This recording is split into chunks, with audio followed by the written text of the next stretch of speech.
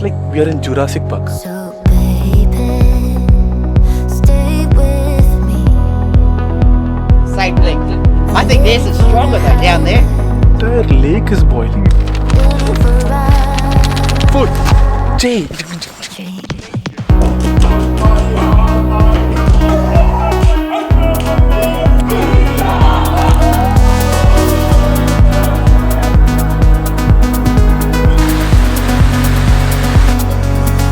It's like a movie. Rotorua is like the heart of the Maori culture in New Zealand. This is where we learned so much more about the Maori people. So the very first thing we did was to visit Te Puia. This place is incredible because it perfectly mixes amazing natural wonders with the heart of the Maori culture. We saw the famous Pohutu Geyser erupting, shooting hot water high into the air. We also experienced a powerful Maori cultural performance. We even got to experience delicious Maori Hangi food that night, which was cooked underground. It was so unique and tasty.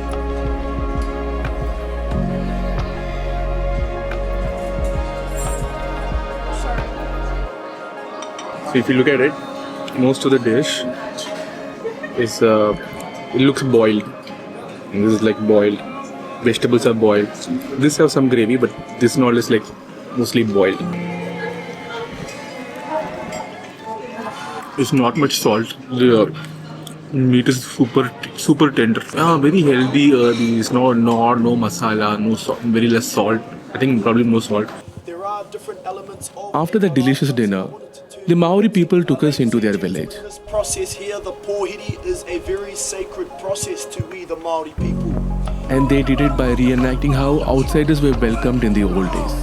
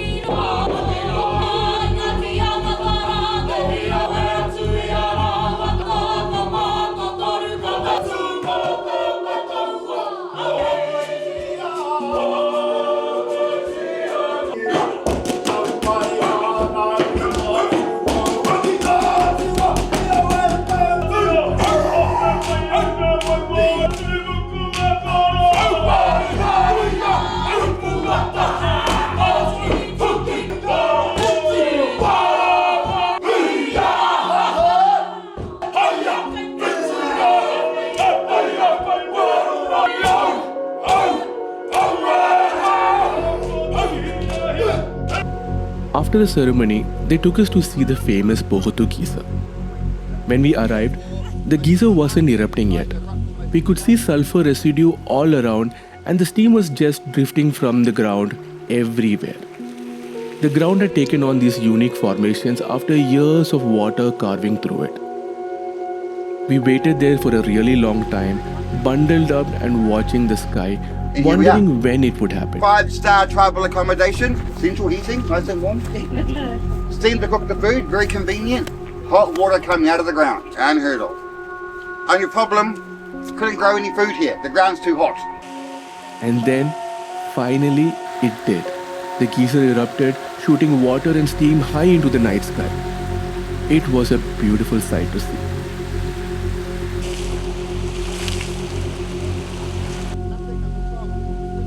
That night was a really beautiful night. It's just going on and on and on, man. It's like a nature's fountain show. Not having gotten enough of this feeling, we wanted to see more of Pōhutu Geyser. So the next morning, we went to the other side of Pōhutu Geyser. This view of Pōhutu Geyser is from Whakarewarewa, New Zealand's only living Maori village. It's an authentic inhabited community where Maori people live and work. It's not a show village or a museum, it's an actual village. The village entrance had an archway that lists the name of the residents who served in the world wars, a monument to their honor.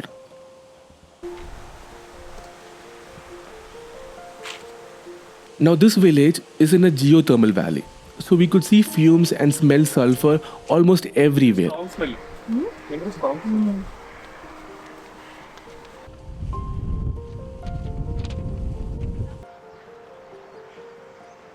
While we were there, we learned that this building is their community center.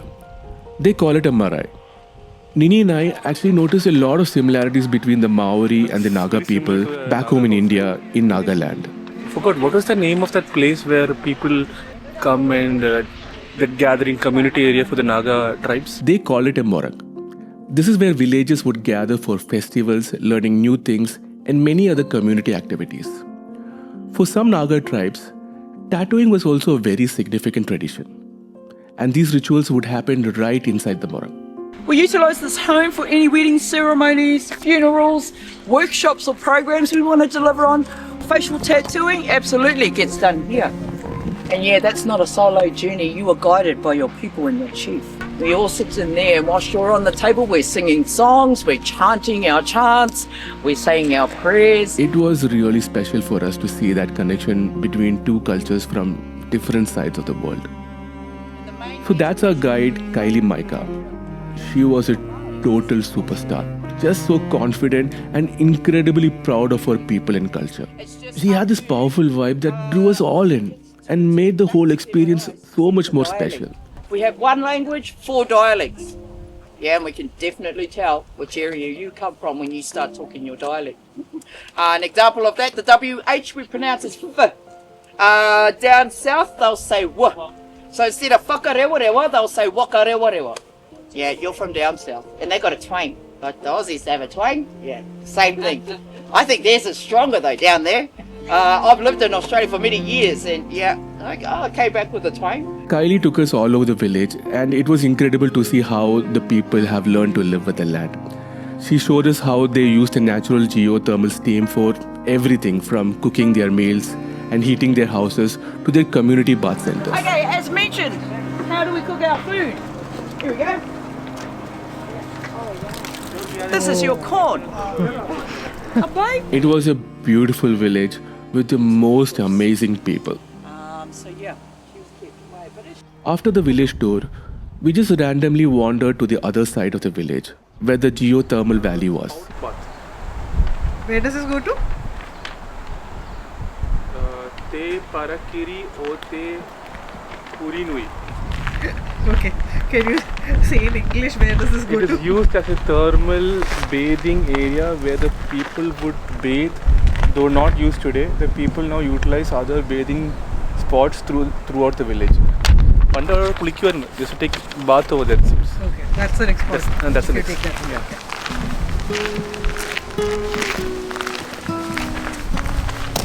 Like so many people smoking.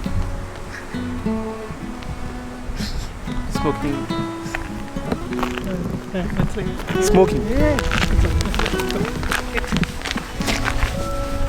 Patnavi. Jay, what's the next part? Look out. Look out for what? Look out for Jay's awesomeness. I think I'll take the other route. You go straight. You go. He covered his face.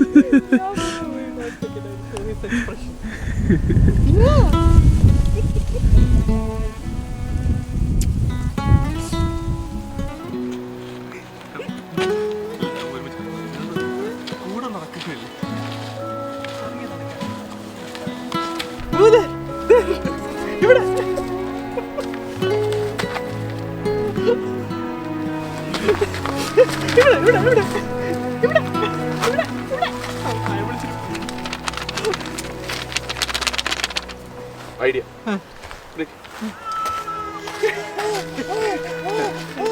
Finish.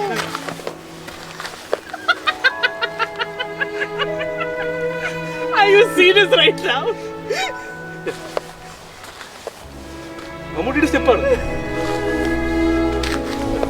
Come on, why am I doing it? Look out! Food! Change!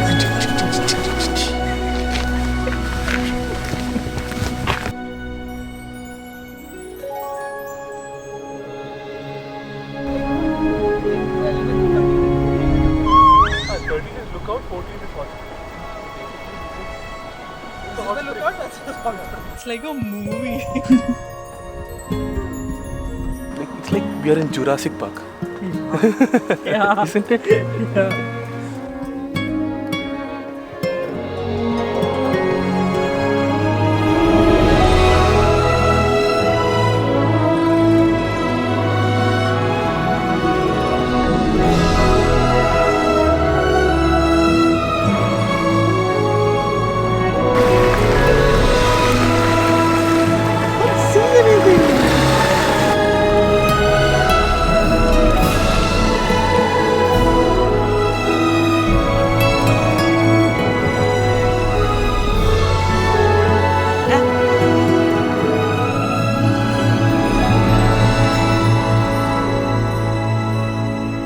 Entire lake is boiling. Yeah.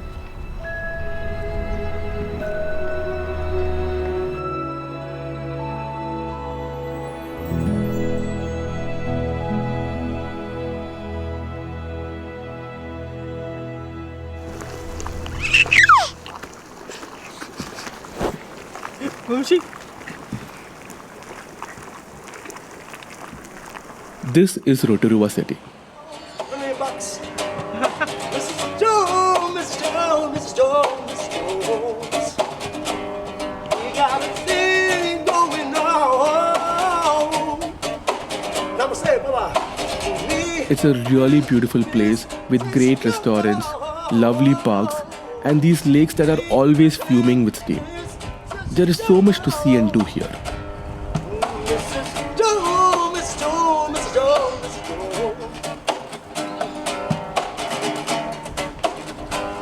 We got a thing going on. Mrs. Jones, Mrs. Jones, Mrs. Jones, Mrs. Jones. We got a thing going on.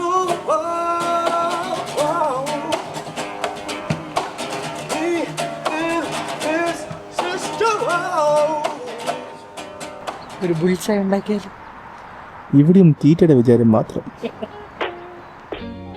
Normally, the best way to see an entire city is to just send our drone up. But that's not possible in New Zealand. So we took the gondola up to the top instead. No, Jay, no! Jay, no! Jay, no! Hey, you do that! They just stand up and sit down. Father's ass.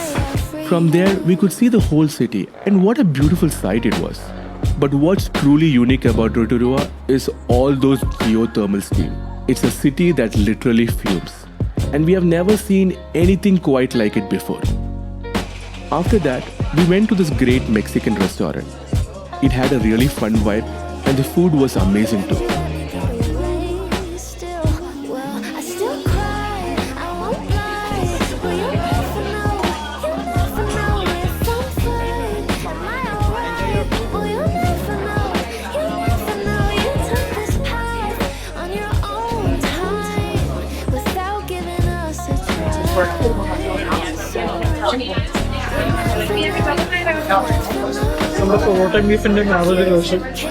Actually, yeah.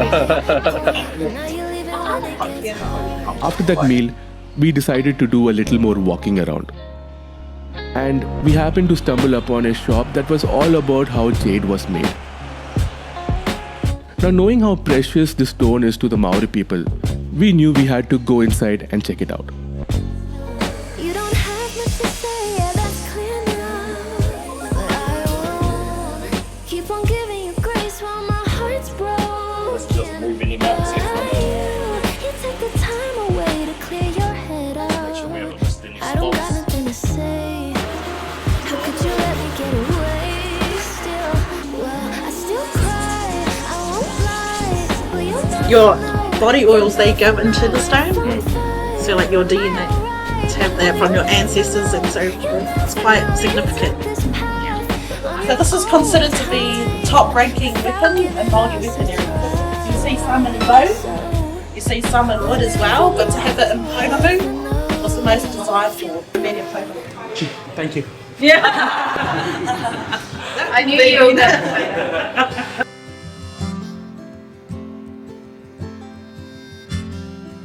Rotorua has so many great walking trails, and one such walk was the Redwood tree walk. It was so cool to walk among those giant tall trees. There were these walking bridges high up in the trees, but we decided to stick to the ground as Imai was sleeping and we didn't want to wake him up. In a storm, I lost my sails, I lost all direction, got caught in the veil. I didn't know decades old. love till you found So me. huge. I didn't know love, lost in the sea. To end our trip, we did one more beautiful walk around Lake Tikitapu. It's the beach point. I think we're lost. You lost? Yeah. It led us to this peaceful beach where we just spent hours. It was the perfect way to say goodbye to Rotorua. Didn't know love.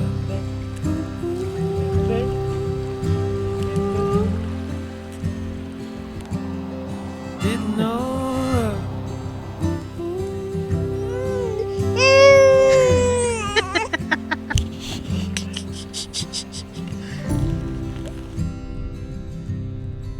Till we reached Rotorua, we had a lot of questions. It started from Wellington. In fact, it started from Lake Tikitapu. Tikitapu, yeah. Right, when we got to know a bit about Maori, like how astronomy is linked to Maori. From then we had a lot of you like, we are not seeing Maori people. We are in New Zealand for 1 month. Where are these people? Yeah, it felt like we were in Europe. Yeah, we were having actually, fish and chips. Actually, yeah. So true. Pies and all of that. Then we were really intrigued because how could this be an indigenous people of New Zealand and still be a minority in New Zealand? True. And I think all of those questions, the ultimate answer we got in Rotorua. Rotorua, yeah. We found a stark resemblance between the Maori people and the people in Nagaland, which is part of India. Yeah. The first time it struck me, the resemblance, was Te Puia, the performance that they had. The moment they started performing, and I'm like, I've seen this somewhere. Hornbill Festival, right? Like, I've seen this somewhere. This is very familiar. Yeah. The way they danced, dressed, and also the way they used their performance to tell some stories of back in the time, hunting practices and so on. It was very similar. Very similar. Very similar. The main resemblance for me is that in the Maori village, there's always a community hall, which they call Marae, and there are other names also for it. Very similarly, the Naga tribe also has a community hall, which they call Morang. And it's the structure is exactly the same. The design on it is very similar to it.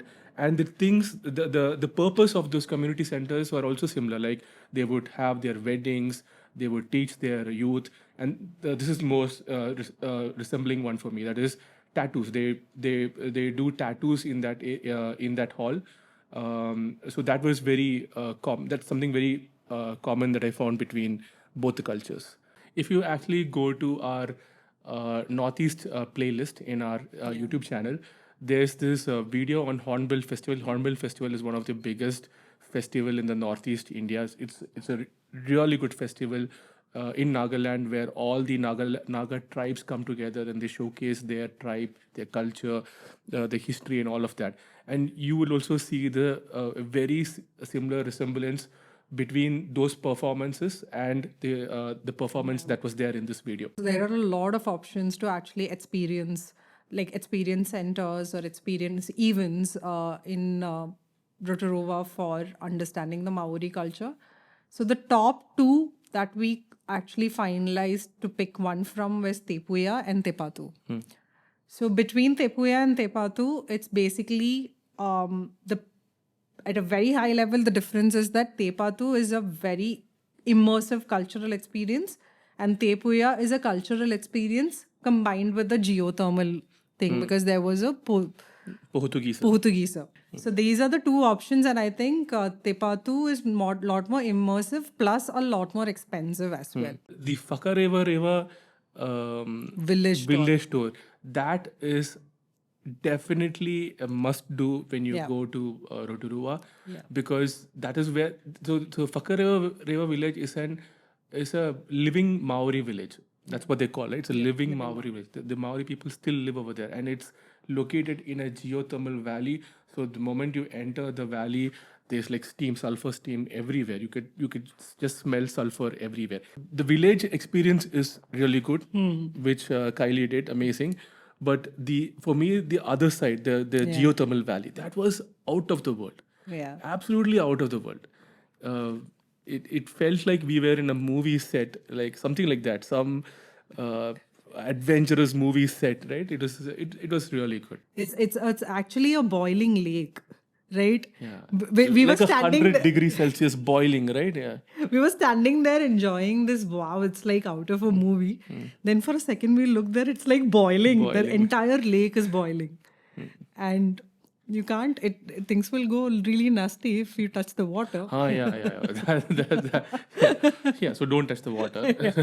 The other thing that we would really recommend is to do the Jade factory tour. Jade is, so this is a jade. We got this when we did that tour. So jade is a very precious stone for the Maori culture, for the Maori people. It's a sign of prestige, a sign of power, a lot of things. This represents a lot of things. They call it Paunamo. They call it Paunamo. Paunamo. Now, it's very rare to find jade also in New Zealand because they don't mine for jade. Only when a volcano erupts and the stone comes out naturally, organically, that's when they get access to jade, and so it's expensive. But we were lucky to get hold of this in the tour. So it's a very good tour to do. So definitely we recommend to do it. So it's a very simple small shop. It's not like a very guided tour or anything. It's a shop where they actually sell jade jewelry, but they do have a room or a workshop behind where they actually carve the stone. So the one of the staff who is part of the shop explains about different types of jade, how it is actually important in their history. It's a very simple, probably a half an hour thing, but we found it really informative. Yeah, really informative. And this is probably one of the best souvenirs we've got from New Zealand. And also the best teether for Imai. Oh, he was on this especially. The entire trip after we got this we bought him literally like proper teethers and pacifiers from the shops in New Zealand. But he rejected all of it. This was his teether. So after spending 2 months in New Zealand, 1 month in the north, close to 1 month in the north and 1 full month in the south, for both of us, North Island is very special, and I think to some extent where it also comes from is we had, let's just call it 2-3 incidents in the South Island, which not so pleasant incidents. Not at all pleasant, which put him down. More than me, I think, which put him down a lot. I was emotionally very down. Very down after. And it happened back to back. So it's... okay, I'm not mincing words. Let's just say a bit of racism. We were enjoying the scenery and everything, but there was something missing, which is that people side of things, the human side of it, and the feeling of being welcomed in a place, talking to them, their stories, all of them was missing for us in the South Island, which got overcompensated in the North Island. Yeah. The people there, the Maoris, they're just so beautiful people. Yeah. and it's not from everyone. Okay, don't get us wrong. It's not from everyone. Yeah. But those incidents that happened were very strong, and because of that, we started asking questions of, okay, how did New Zealand happen? What was New Zealand? What is the history of New Zealand? And then we got to know about the Maori people, and then we got information from Tikitapu that most of the Maori people are in the North Island, and then we were guided to Hokitika, and then we went to Hokitika. And Hokitika, the people were, especially the hospitality, we could actually feel the it, difference. Yeah. If you remember, when you were planning, I told you, let's skip the North Island. Yeah. And this is the reason why I don't involve him in my planning. Yeah. No, but yeah. No, the main reason why I also don't like to get involved in planning is because I like to get into a trip not knowing what's going to happen. And for me, that's a lot of fun. But for Nini, that is not fun. Nini has That's a nightmare for me. Nini has to know everything. Where do we go for planning, right? We search YouTube, we search social media platforms, blogs, and then I get the Lonely Books, Planet, the books, yeah. right? And I think books, to some extent, had the North Island mention and what is there. But none of the other content, all of them were like, if you don't have time, just don't come to North Island. Just cover South Island. Yeah. Most of 90%. YouTube was pretty much that. YouTube is, and that I think that's where. I got that. Yeah, 1 month before the trip, he watches some videos and then he'll be like, you know what, maybe we shouldn't go to North Island. I thought we could save some money, save some time and all. Yeah. But a big mistake. I really wish that We got more time in the North Island. Yeah. If So at I all- convinced him that, anyway, we're going to New Zealand and we don't know if we'll ever go back again. So let's just spend last 5 to 6 days in North Island, just chill, and anyway, we'll have to fly back from Auckland. So that's how it started. But we ended up staying in North Island for 3 weeks. And we found... extended our trip. Yeah, and that too, we were like, should we extend more? But then we had to get back to our work. Yeah. This is going to be our last episode on New Zealand. We had a really great 2 months in New Zealand. 2 months in New Zealand. Our bank accounts are empty. I was going to say, the most expensive trip we have ever done is New Zealand. And this we are saying after doing Japan. Yeah. It's like, New Zealand is expensive. Yeah. It's expensive. very expensive. But it's an experience also. It's a beautiful experience. Yeah. I'm waiting to go on to the next content. Japan. Yeah, Japan. We've been waiting. So we've decided, so we usually go through the content once he starts editing. That is his first level when he puts all the footages together, right? We've been dying to see the Japan content, but we're like, we'll finish New Zealand, only then we'll do it. We'll do it, yeah. We're also going to have an episode on Hornbill Festival. Yeah. This year's Hornbill Festival from Nagaland. So excited to go back over there. Especially to take Imai back over there because he was technically conceived Technically, he was conceived over there. Yeah. What is technically? So, and a lot of people in Nagaland actually calls him Naga baby. Baby, yeah. A lot of them are waiting to see him. So please stay tuned for the next coming episodes on Japan and Hornbill Festival from Nagaland. Yay!